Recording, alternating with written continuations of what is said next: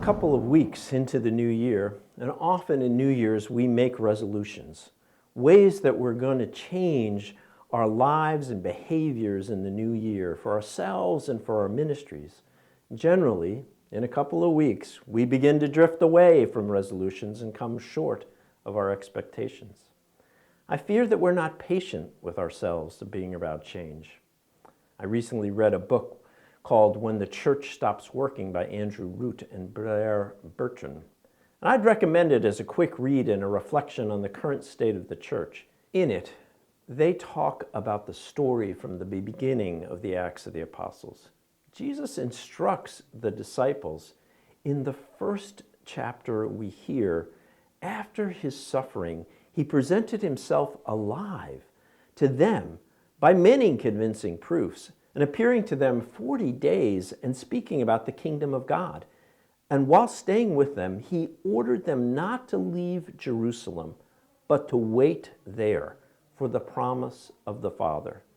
The disciples were to wait, except they, like we, are not good with waiting.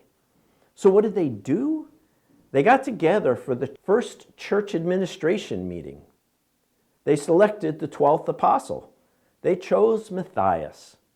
This is what we tend to do as church leaders. We act, we organize, we administer. Waiting for God to act doesn't seem like action. Yet, who is it that God in Jesus chose to be the next apostle? Jesus selected a man named Saul, who was breathing threats and murder against the disciples of the Lord. What are the odds that the disciples would have chosen Saul to be the 12th apostle? Yet, in the life of the early church, which apostle had the greatest impact? Saul, who became Paul, or Matthias, who's never mentioned again? Perhaps as we enter into a new year, we should not make resolutions about how we're going to change ourselves or the church.